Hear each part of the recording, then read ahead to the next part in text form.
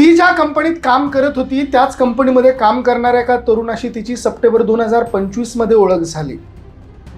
त्याने स्वतःचं नाव दक्ष वैद्य असल्याचं सांगितलं. मूळचा अहिल्यानगरच्या राहुरी मधला असल्याचं सांगितलं. एकाच कंपनीमध्ये दोघं काम करत असल्याने दोघांची मैत्री जमली. दोघे ऑफिसमध्ये भेटायचे, बोलायचे. दक्षने त्या तरुणीला रिलेशनशिपसाठी विचारलं, तिनेही होकार दिला. मग वरचेवर भेटी होऊ लागल्या, बोलणं सुद्धा वाढलं. काही महिन्याआधी त्या तरुणीने जुनी कंपनी सोडली. त्यानंतर या दक्ष नाव सांगणाऱ्या तरुणाने सुद्धा नोकरी सोडली, पण दोघांमध्ये कॉन्टॅक्ट कायम होता. त्यानंतर दक्ष नाव सांगणाऱ्या या तरुणाने प्रेमाचा शब्द देऊन या तरुणीसोबत नातं आणखी पक्क केलं. मग तिच्या मागे लग्नाचा तगादा लावला. या कथित दक्षने तरुणीला स्वतःबद्दलची जी माहिती सांगितली होती मंडळी, ती ऐकून त्याचं वागणं बघून तिला संशय येण्याचं काहीच कारण राहिलेलं नव्हतं. त्यामुळे त्या तरुणीने त्याला लग्नासाठी देखील होकार दिला होता.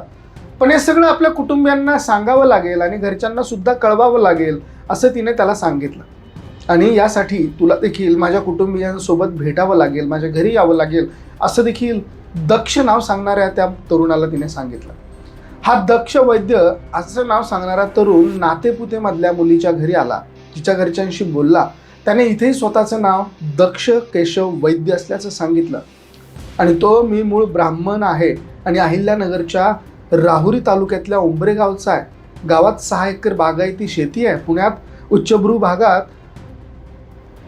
भाड्याने फ्लॅट आणि पुण्यातच चांगली पगाराची नोकरी देखील आहे. या सगळ्या गोष्टी घरच्यांना सांगितल्या, त्या त्यांना आवडल्या. त्यांचा महत्त्वाचा प्रश्न होता, तुझ्या घरचे काय करतात? आणि इथे सुरू झाला या दक्ष नावाच्या बनावाचा दुसरा भाग. त्याने मुलीच्या कुटुंबियांना सांगितलं की घरात आई वडील, मी आणि भाऊ असे 4 जण होतो. कोविड काळात माझ्या आईवडिलांचा मृत्यू झाला आणि त्यानंतर आम्ही 2 भाऊ एकटे पडलो. माझा भाऊ मुंबईमध्ये काम करतो तर मी पुण्यात आहे. आई वडील गेल्यानंतर आम्हाला प्रेमच मिळालं नव्हतं. साहजिकच त्याच्याबद्दलची सहानुभूती ही मुलीच्या घरच्यांकडे जास्त वाढली आणि स्वतःची ओळख पटवून देण्यासाठी त्या तरुणीच्या कुटुंबियांना त्याने कागदपत्र दाखवली. त्यामध्ये आधार कार्ड होतं, पॅन कार्ड होतं, इन्कम टॅक्स रिटर्न सुद्धा भरलेलं होतं आणि या सगळ्यांवरती नाव होतं दक्ष केशव वैद्य. उंबरे गाव, उंबरे तालुका राहुरी, जिल्हा अहिल्यानगर. मूळची भाषा, राहणीमान, कागदपत्र कशावरच शंका घ्यायला जागा नव्हती. त्यामुळे मुलीच्या घरच्यांनी होकार कळवला आणि लग्नाची तयारी सुरू झाली. हा तरुण या मुलीशी तिच्या आईवडिलांशी बोलून लग्न करणार. मुलीच्या आत्याशीही रोजच्या रोज तो बोलायला लागलेला होता. सगळ्यांच्याच मनात त्याने स्वतःची जागा निर्माण केली होती. मुलीच्या कुटुंबियांनी लग्नाची तयारी सुरू केली होती आणि अशातच मुलीच्या आईला वारंवार एका महिलेचे फोन यायला सुरुवात झाली. सुरुवातीला मुलीच्या आईने लक्ष दिलं नाही, पण जेव्हा फोन करणाऱ्या महिलेशी बोलणं झालं तेव्हा त्यांना प्रचंड मोठा धक्का बसला. फोनवर बोलणाऱ्या महिलेने सांगितलं की मी पुण्यातून बोलते. तुम्ही ज्या व्यक्तीशी तुमच्या मुलीचं लग्न लावून देत आहात तो माझा पहिला नवरा आहे, माझा पहिला पती आहे. मला त्याच्यापासून 2 मुलं झालेली आहेत आणि सगळ्यात महत्त्वाचं म्हणजे तो हिंदू नसून मुस्लिम आहे. तो मला आणि तुम्हाला दोघांनाही फसवतो आहे. तुमच्या मुलीशी तो लग्न करतोय हे समजल्यावर मुलीच्या कुटुंबियांना धक्का बसला. तेव्हा त्यांनी या मुलाची आणखी माहिती काढण्याचा प्रयत्न केला आणि ते सगळं तसं ठरवलं देखील. मुलीच्या चुलत्यांनी थेट राहुरी तालुक्यातील उंबरे गाव गाठलं. याच गावातला पत्ता या तरुणाने दिलेला होता. मुलीचे चुलते त्या गावात पोहोचले. त्यांनी गावच्या पोलीस पाटलांची भेट घेतली. काही गावकऱ्यांची सुद्धा त्यांनी भेट घेतली आणि दक्ष केशव वैद्य असा नावाचा कुणी व्यक्ती या ठिकाणी राहतोय का याबद्दल कसून अशी चौकशी केली. तेव्हा त्यांना समजलं की या गावामध्ये या नावाचा कोणीच व्यक्ती राहत नाही किंवा याआधी सुद्धा या नावाचा कोणी व्यक्ती या ठिकाणी नव्हता. या दक्ष वैद्यानं फक्त नाव कुठं सांगितलं नव्हतं तर आपलं कुटुंब, गावाकडे 6 एकर शेती, हा सगळा बनाव त्याने केला होता. आपल्या मुलीची, आपल्या कुटुंबाची फसवणूक झाल्याचं या सगळ्या कुटुंबाला कळालं होतं. पण मुलीच्या भविष्याचं काय होईल या चिंतेने त्यांनी या घटनेची माहिती आधी कुणालाच सांगितली नाही. पण काही दिवसांनी त्यांनी नातेपुते पोलीस स्टेशन गाठलं आणि या कथित दक्ष वैद्यबद्दल तक्रार दिली. नातेपुते पोलीस स्टेशनचे सहाय्यक पोलीस निरीक्षक विशाल वायकर यांनी या प्रकरणात चौकशी केली आणि या तरुणाची खरी ओळख ही जगाच्या समोर आणली. त्याचं खरं नाव होतं इक्बाल शेख. हा मुलगा अहिल्यानगरचाच, राहुरी तालुक्याचाच, पण उंबरे नाही तर मेया टाकळी गावचा.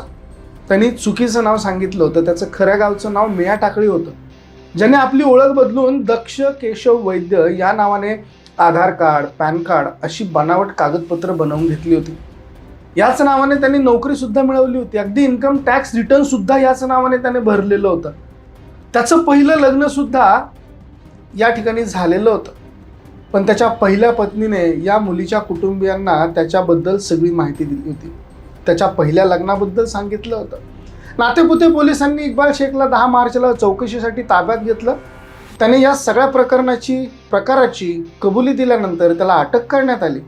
11 मार्चला त्याला माळशिरस कोर्टामध्ये हजर करण्यात आलं. तेव्हा त्याला 16 तारखेपर्यंत पोलीस कोठडी सुनावण्यात आली. तर 16 तारखेला न्यायालयाने त्याची पोलीस कोठडी 6 दिवसांनी वाढवली. आणि धक्कादायक म्हणजे पीडित तरुणीने इक्बाल शेख विरुद्ध फसवणूक करून शारीरिक संबंध त्याने ठेवले असल्याचं देखील सांगितलं. धर्मांतर करण्याबद्दल धमकी दिली अशी देखील तक्रार दिली.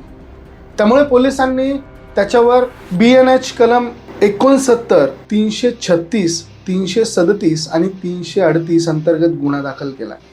धमकी देऊन धर्मांतर केल्याबद्दलची कलम सुद्धा ऍड करण्यात आलेली आहे. मंडळी, यात महत्त्वाची गोष्ट म्हणजे फक्त आधार कार्ड, पॅन कार्ड इतकंच नाही तर इक्बाल शेखने खोट्या नावाने इन्कम टॅक्स रिटर्न सुद्धा भरलेला होता. त्यामुळे त्याने इतर व्यवहारांमध्ये सुद्धा या खोट्या नावाचा वापर केला होता. या दृष्टीने सध्या पोलिसांचा तपास हा मोठ्या प्रमाणावर सुरू आहे. त्याचा पहिला विवाह हा आंतरधर्मी होता. त्यामुळे त्याने त्या मुलीला देखील फसवलेलं होतं का? तिचं जबरदस्तीने धर्मांतर केलं गेलं होतं का? आणि जर त्याला पत्नी, 2 मुलं आहेत तर त्याने ओळख बदलून जॉब, दुसरं लग्न याचा प्रयत्न का केला याचाही कसून शोध सध्या पोलीस घेतात. त्यामुळे इक्बाल शेखच्या चौकशीमधनं नेमकं काय समोर येणार, या सगळ्यात त्याला कोणाची मदत मिळाली होती, ह्या सगळ्या गोष्टींची उत्तरं आता पोलीस तपासतात. मंडळी, सध्या लव्ह जिहाद आणि हिंदू मुलींना फसवण्याचे प्रकार हे देशात खूप मोठ्या प्रमाणात वाढलेले आहेत. त्याच प्रकारचे प्रकार देखील आपल्या महाराष्ट्रामध्ये आहेत. छत्रपती संभाजीनगर, पुणे, मुंबई अशा मेट्रो सिटीमध्ये देखील मोठ्या प्रमाणात असे प्रमाण समोर येताना दिसतात. त्यामुळे सतर्क राहणं ही काळाची गरज बनलेली आहे. याबद्दल तुमचं मत काय? तुम्हाला काय वाटतं? कमेंटमध्ये अवश्य नोंद करा. व्हिडिओ तुम्हाला आवडला असेल तर शेअर जरूर करा. बघत राहा मराठी एक्सप्रेस. धन्यवाद.